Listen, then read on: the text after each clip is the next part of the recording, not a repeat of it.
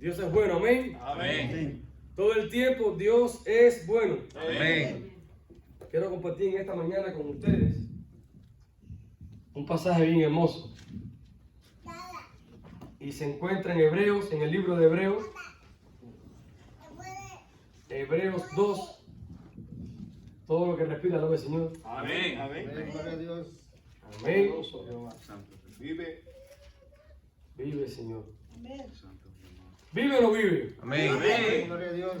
Vive, Señor. Y está entre nosotros.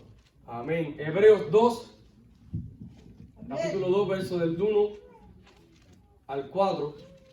Y les voy a invitar que se pongan en pie por un momento, solo por un instante, Poderoso. para reverenciar la palabra del Señor. Santo Jehová. Vive. Dice la palabra de Dios: por tanto, es necesario que con más diligencia atendamos a las cosas que hemos oído, no sea que nos deslicemos, porque si la palabra dicha por medio de los ángeles fue firme, y toda transgresión y desobediencia recibió justa retribución, ¿cómo escaparemos nosotros si descuidamos una salvación tan grande, la cual, habiendo sido anunciada primeramente por el Señor, nos fue confirmada por los que oyeron, testificando Dios juntamente con ellos con señales, prodigios y diversos milagros y repartimientos del Espíritu Santo según su voluntad? Vamos a orar. Padre, te damos gracias en esta mañana. Poderoso Señor. Gracias porque tú eres un Dios misericordioso, bueno, grandioso, Señor. Tú eres nuestro Padre. Por eso en esta mañana te rogamos, Padre, que tú uses mi vida y que podamos, Señor, ser un instrumento de tu gloria. Sí, Señor. Un instrumento, Señor, para bendición de tu pueblo. Pon tus palabras en mi boca y te pido, Señor, que tu sangre me escude, Señor, me guarde, me ponga, Señor, en esa cruz para que seas tú y no yo, Señor. En el nombre poderoso de Jesús te lo estamos rogando, que tu pueblo pueda recibir. Amén y amén. Pueden sentarse. Eso es parte de la edad, así que no. ¿Cuántos pueden alabar el nombre del Señor? Amén. Poderoso. ¿Cuántos creen que la palabra es poderosa? Amén. ¿Cuántos creen que cuando la palabra se recibe produce fruto, no solamente a 30, sino a 70 y a 100%? Amén. Así que la Biblia dice que cuando tú lanzas la palabra, ella no regresará vacía. Uno cree que cuando salen a predicar por las calles, dicen, no, que yo no sé predicar bien. Yo les digo que cuando uno predica, yo recuerdo que al principio mi único mensaje era lo que Dios había hecho conmigo. No conocía mucho la Biblia. Yo tuve el privilegio de nacer en el Evangelio. Tuve ese privilegio de conocer la palabra, pero la palabra no entró en mi corazón. Recuerdo cuando tenía como unos 13 años, o menos, tenía como unos 10 años, le decía a mi papá, bueno, si tú no me pagas 20 pesos, yo no voy a la iglesia. Y mi papá a veces cometía el error de darme los 20 pesos para que fuera a la iglesia, o el dinero. Y realmente uno no puede ir a la iglesia por buscar dinero, ni por otras cosas que uno pueda buscar. Yo creo que el centro de uno debe ser buscar a Cristo. Amén. Y hay un dicho que dice que el que no viene por amor, viene por dolor. Y Dios es experto en hacer las cosas que uno venga. Si no es por amor, es por dolor. Tristemente creo que todo nos toca ir por dolor. Que uno le regaña a los niños y le dice, no hagas esto, no hagas aquello. Y mientras más uno lo dice, más lo hace. Así que viene el golpe. Yo era un niño y recuerdo que mi papá me decía, mira, no cruces la calle solo, porque te puede arrollar un carro. Entonces yo tenía como unos 8 años. Esas son unas cuantas historias, pero vamos a entrar en la palabra. Y yo me sentía ya como que yo podía cruzar y me sentía como hombre, porque jugaba con los niños allá en la calle, pero en la acera. Hasta que un día dije, voy a cruzar la acera, voy a cruzar la calle, de todas maneras yo crecí. Y recuerdo que la primera vez que crucé la calle, venía un bicicletero, yo no sé cómo, no lo vi, pero me persiguió, que me arrolló. Me raspó toda esta parte de aquí, me sacó la sangre, me pasó por arriba con los pedales, con la cadera, todo pasó por arriba de mí. Y yo dije, wow, mi primera vez, y me arrollaron. Y ahí me pude dar cuenta. La mirada de mi papá no me dio, pero me dijo, te lo dije, si tú no cuentas conmigo, te pueden suceder cosas malas. Y así tristemente nos pasa a nosotros. Cuando uno no busca a Dios por amor, uno tiene que ir por dolor. Y uno cree que es Dios a veces que se lava la mano, pero realmente esa es la medicina que llevamos. Cuando uno tiene una herida, si tú no quieres pasar dolor, no vayas al hospital, porque lo más seguro es que te van a raspar bien fuerte y vas a llorar. Vas a sentir un dolor muy fuerte. Así que en esta mañana yo quiero compartir esta palabra de Hebreos 2. La Biblia dice que, por tanto, es necesario. ¿Qué es necesario para usted, para mí? Bueno, el escritor de los Hebreos, cuando escribió este libro, aún no se sabe si fue Pablo, uno cree que fue Apolo, otros creen que fue otro discípulo de Lucas, que fue el que escribió Hechos de los Apóstoles, pero no nos interesa tanto quién fue que lo escribió, como lo que está escrito en la palabra del Señor. Y la Biblia dice, por tanto, es necesario que con más diligencia atiendan, con más diligencia busquen aquello que han oído. Fíjense que no dice lo que han visto, porque el escritor está hablando de los hebreos. Si usted se da cuenta cómo se llama el libro, Hebreos. Aquí está hablando de los hebreos, no está hablando a un pueblo gentil, está hablando de un pueblo hebreo, judío. El pueblo hebreo, el nombre hebreo, vino cuando en Génesis, cuando Abraham fue a cruzar el mar, el Jordán, el río, y le decían hebreo a aquellos que cruzaban el río. ¿Usted se acuerda como decían en Cuba las personas que vivían en Oriente? Que a veces cometíamos, decían así con forma ¿cómo decir? Una forma de burla. El oriental, lo decían así, ¿por qué? Porque venían de Oriente, pero no se daban cuenta que no lo estaban haciendo bien. Porque no era una frase buena, no era una frase, esto para nosotros, no, para nosotros hermanos como que no lo entienden mucho para nuestro contexto. Pero en nuestro contexto era una frase como que se usaba de burla y realmente no era una frase bonita. Cuando le decían hebreos a los judíos, estaban diciendo a aquellos que cruzaban el río. ¿Cómo le dicen a los que cruzan el río cuando vienen para acá? Mojados. Los mojados. Los mojados. Los mojados, pero no es una palabra muy bonita. Le dicen los mojados porque son como algo que cruzaron, no cruzaron bien, cruzaron por el río. Y es algo despectivo. Por eso uno tiene que tener cuidado lo que dice, lo que habla. Porque, como dice el dicho, no es lo que se dice, sino cómo se dice. Entonces, cuando habla aquí de los hebreos, primeramente está hablando del pueblo de Israel, ese pueblo que había aceptado a Cristo como su único Salvador. Pero este pueblo había conocido a Dios en el Antiguo Testamento de una manera diferente. Porque dice la Biblia que en el Sinaí ellos recibieron la ley dada por Dios. Pero cuando tú lees el primer capítulo de este libro, te das cuenta que este autor está hablando sobre los ángeles, cómo el pueblo de Israel había recibido la revelación en el Sinaí por los ángeles. Pero no quería que su pueblo cayera en comparar los ángeles con Jesús. ¿Por qué? Porque en esos tiempos ser cristiano no es como ser cristiano hoy. Hoy tú puedes poner una etiqueta de cristiano y no pasa nada. Eres un cristiano, se pueden burlar de ti. Pero antiguamente no se burlaban de ti. Antiguamente no se burlaban de los cristianos. Antiguamente mataban a los cristianos. Así que ser cristiano era un nombre bien difícil que llevaba. Había que tener coraje. Decir, bueno, yo estoy dispuesto a morir por Cristo. Y había una lucha entre el cristianismo y una lucha entre el judaísmo. ¿Por qué? Porque el judaísmo, el imperio romano lo amparaba. El judaísmo ellos lo cuidaban. El imperio romano. Recuerde que Israel había sido gobernado, había sido subyugado por el pueblo romano, por la nación romana. Así que cuando el escritor dice, tengan cuidado, por tanto, tengan más diligencia, porque es necesario que atendamos a lo que hemos oído. ¿Y qué fue lo que escuchó el pueblo de Israel? Bueno, el pueblo de Israel escuchó el mensaje de Jesús, el mensaje de salvación. Cuando Juan el Bautista comenzó a predicar, ¿qué decía?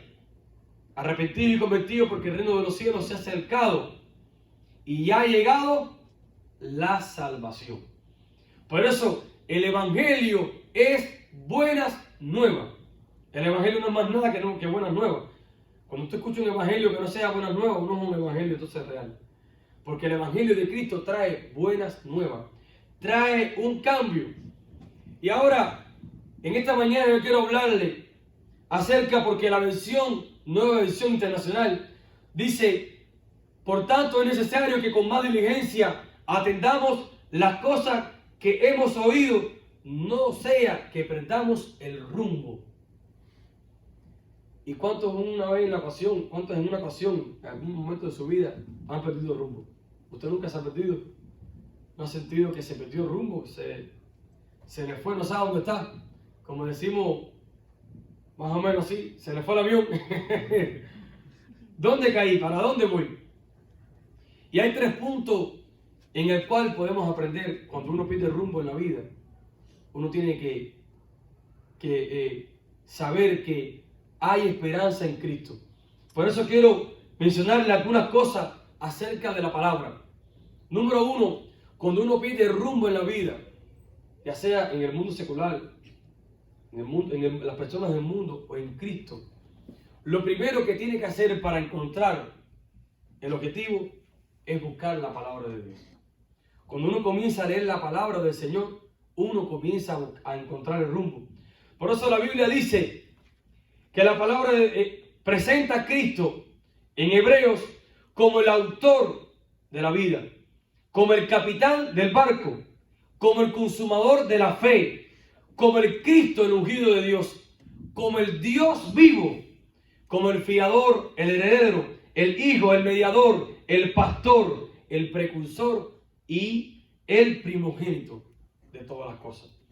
Cuando tú te acercas a Cristo y comienzas a buscar a Jesús, Jesús comienza a darle solución y rumbo a nuestra vida. Yo he estado perdido en muchas ocasiones. Y uno se siente mal cuando está perdido.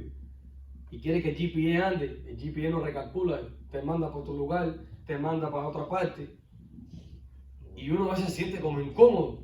Porque no sabe para dónde ir. Y en la vida espiritual ocurre igual. Hay decisiones, hay cosas que tenemos que tomar. Y tenemos que decir, bueno, ¿qué voy a hacer? Bueno, la Biblia dice que en el Salmo 119, lámpara es a mis pies tu palabra y lumbrera a mi camino.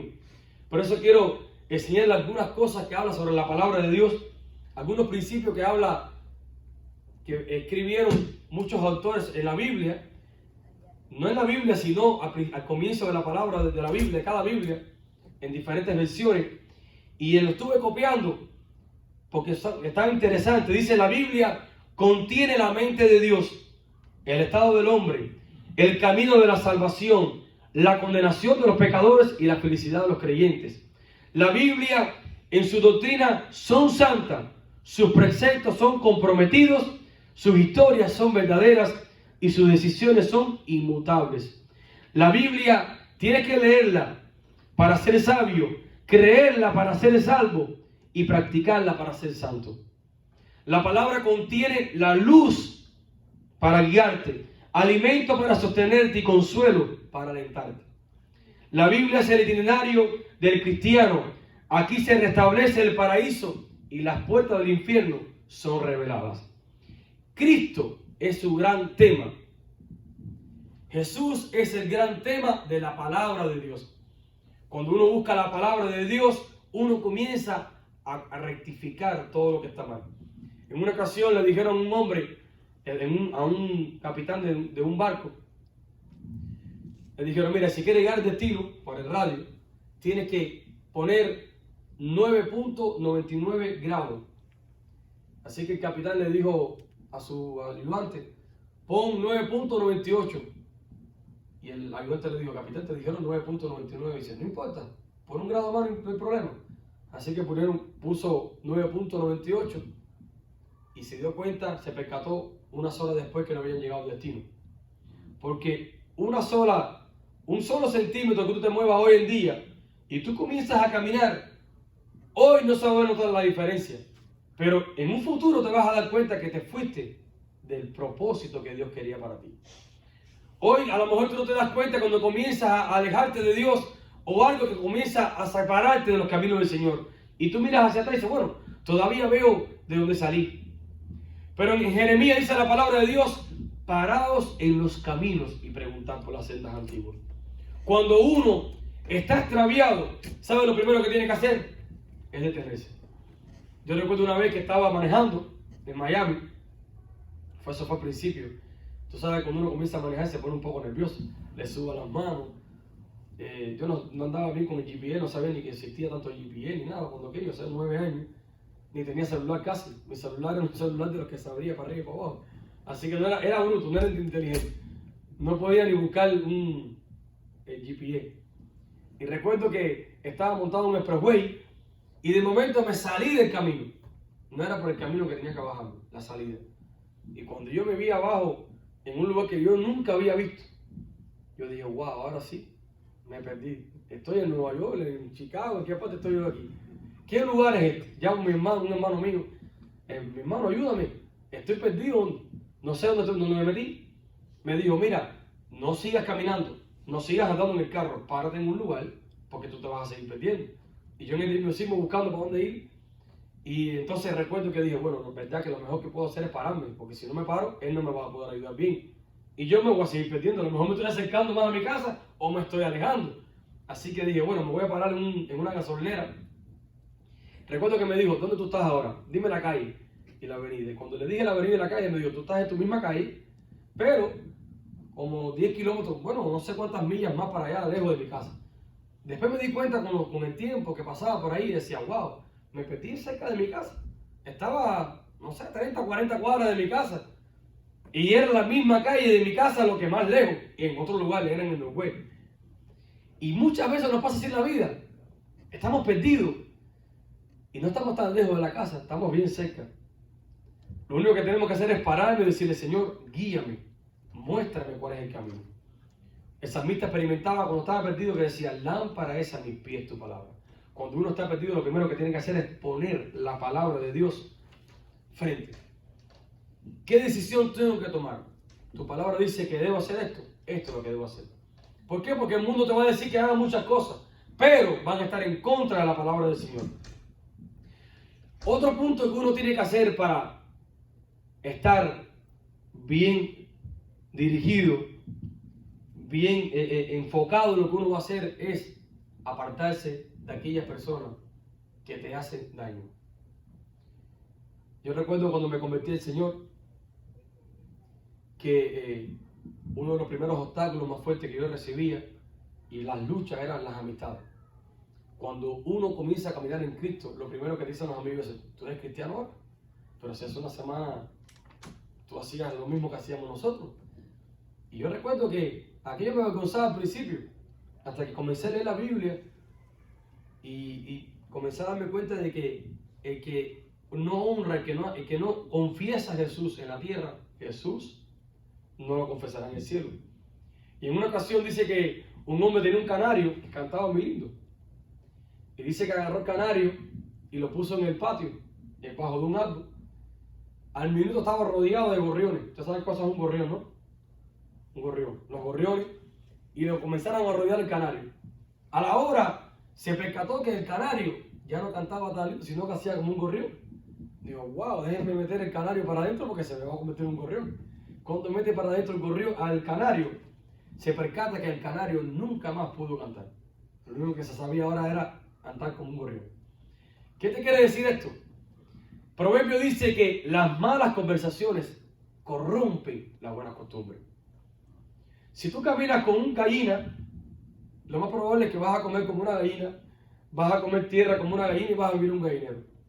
Si tú caminas con águila, ¿qué es lo que vas a hacer? Vas a volar alto. Entonces, si tú te acercas a personas que te van a quitar, que van a corromper lo bueno que Dios ha puesto en tu vida, lo más probable es que pase eso. ¿Por qué? Porque la amistad con el mundo, ¿qué cosa es? Una enemistad con Dios. Oye, yo prefiero estar en enemistad con los hombres y en enemistad con Dios que en enemistad con Dios y en enemistad con los hombres. Porque estar bien con Dios es estar bien eternamente. Pero estar en enemistad con Dios es algo bien grave. Y esto no quiere decir que uno no converse con las personas del mundo. Porque tampoco vamos a estar metidos en una urna. Como muchos creen que está apartado. No, mi hermano. Para nada. Dani, en el trabajo yo converso con el Dani me dice, yo no quiero, yo te veo hoy y huyo porque tú hablas mucho, estás predicando siempre. Yo predico, hablo con todo el mundo y no todo el mundo habla bien.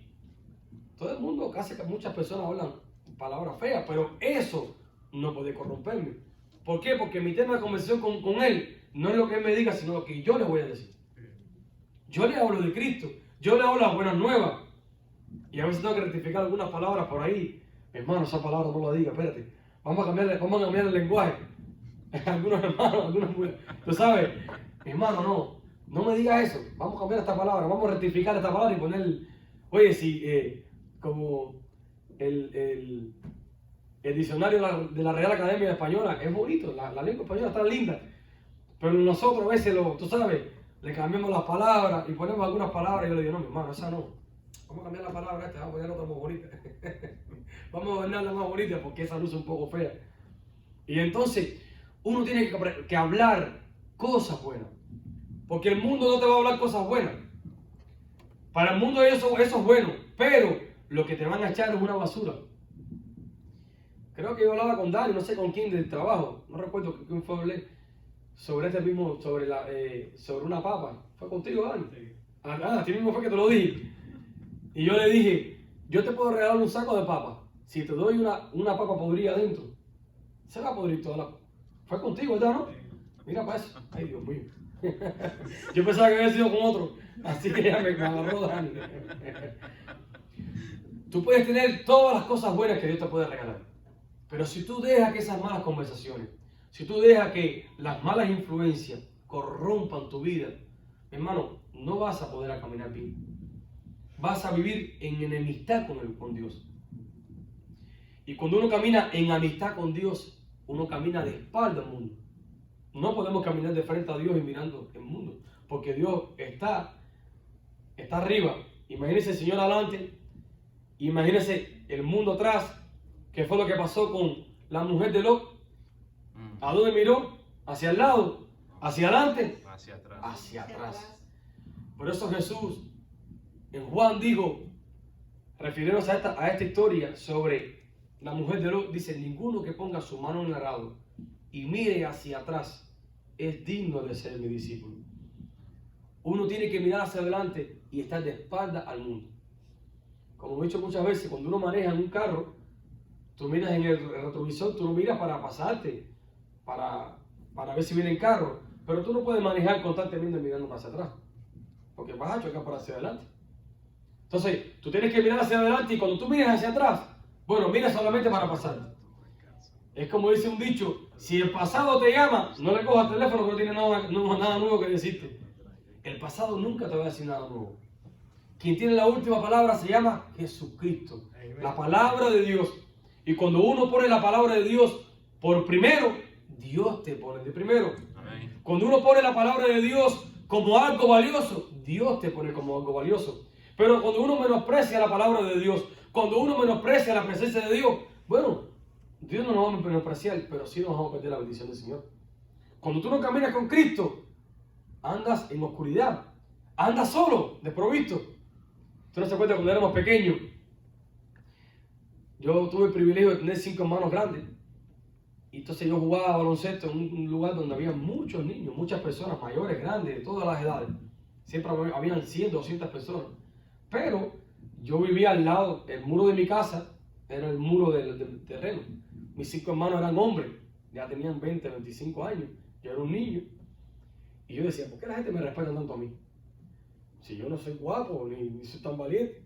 Y yo no me daba cuenta que en ese momento, no me daba cuenta que yo andaba con mis hermanos. Mis hermanos siempre estaban presentes.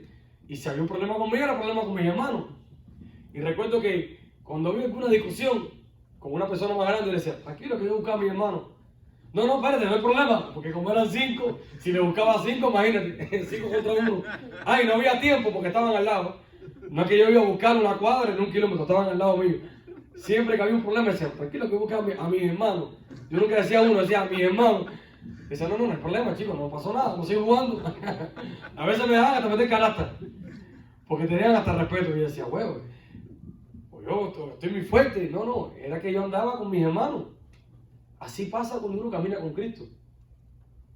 ¿Tú nunca te ha pasado que tú a veces le echabas perigo a un muchacho y el muchacho se quedaba así como que, ¿le voy o no le voy? Y era que estaba tu papá atrás. Papá estaba parado atrás mirando. Y uno decía, wow, me tienen un respeto. No, no es respeto, es que está tu papá está parado atrás. Tus hermanos están parados atrás de ti y tú no te das cuenta. Cuando uno camina con el Señor, uno camina con esa autoridad. Y Dios te respalda. Dice la Biblia que va adelante, va detrás, va al lado, va arriba, abajo. Dios nos cubre de una manera que nada ni nadie nos puede tocar. Y si nos toca, porque Él lo permite con un propósito. Hay un texto de la Biblia que dice que las aflicciones del tiempo presente no son comparadas con la gloria venidera. Ser cristiano no significa estar exento de problemas, exento de enfermedades, exento de muchas cosas. Ser cristiano significa tener la vida eterna. Ser salvo es lo más importante, porque a Dios no le importa tanto nuestro cuerpo. Si no nos hiciera eterno y viviéramos la vida eterna aquí en la tierra, a Dios le interesa más tu alma, nuestra alma. Eso es lo más importante para Dios. Por eso uno tiene que mirar con atención. Cuando tú caminas con atención, tú te das cuenta de todos los obstáculos, los huecos, las cosas, las trampas, lo que te puede hacer daño.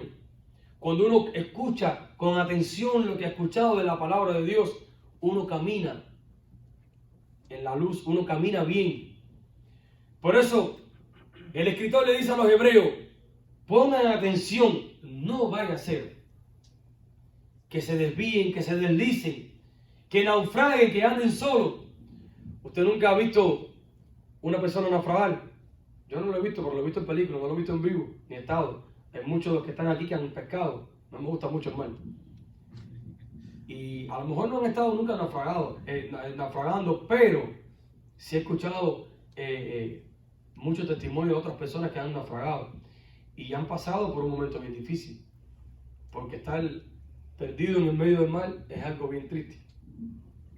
Es como aquella historia del hombre que dice que le agarró una tormenta y tiró el ancla, tiró todo lo que puede tirar para abajo y se metió abajo de la cubierta a esperar que pasara la tormenta. Y de momento, cuando pasó la tormenta que sale, se da cuenta que no estaba en la orilla, estaba en el medio del mar, no sabía para dónde ir. Y dice que dijo, Dios mío, ayúdame. Estoy solo, no sé para dónde ir. Dice que el cielo se abrió y Dios le dijo, ¿qué quiere que haga? Señor, estoy perdido, no sé para dónde ir. ¿Qué hago? Si tú quieres ir para tu casa, pon la brújula a 98 grados y vas a llegar a tu casa. El hombre dijo, ok. Cuando comenzó a buscar la brújula, se dio cuenta y dice, no, pero no hago nada con saber que son 98 grados, ¿para dónde voy? Señor, espérate, no te vayas. Dios le abrió la otra vez el cielo y le dijo, ¿qué quieres que haga? Señor, tú me dijiste que eran 98 grados, pero ¿para qué parte? ¿Para el sur? ¿Para el norte? ¿Para qué parte voy? Se toma 98 grados hacia el norte. Comienza a buscar, pero se da cuenta de que aún se sentía solo y se sentía perdido. Y dice, Señor, espérate, no me dejes. Ya me dijiste que es para el norte, que es con los 98 grados, pero no quiero que tú te vayas. Ve conmigo, porque si me agarra una tormenta, me voy a volver a perder, así que ve conmigo y guíame en el camino. Y eso fue lo que hizo el Señor, lo guió. Muchas veces Dios nos dice, toma el rumbo o ve para aquel lugar, y uno se cree que ya lo puede hacer solo. ¿Cuántas veces creemos que lo podemos hacer solo? ¿Usted nunca le ha pasado eso? Que se cree que son... Y uno dice, bueno, pastor, pero yo nunca me he creído que estoy solo, que no me hace falta la ayuda de Dios. Muchas veces sí. Cuando dejamos de leer la palabra de Dios, creemos que podemos hacerlo solo. Cuando dejamos de orar, creemos que lo podemos hacer sin Dios. Cuando uno deja de congregarse, cree que lo puede hacer sin Dios también. Esas son formas de creer que podemos hacerlo solo. Por eso, uno tiene que buscar siempre la dirección de Dios, la guianza de Dios, la ayuda de Dios, el socorro y la misericordia de Dios.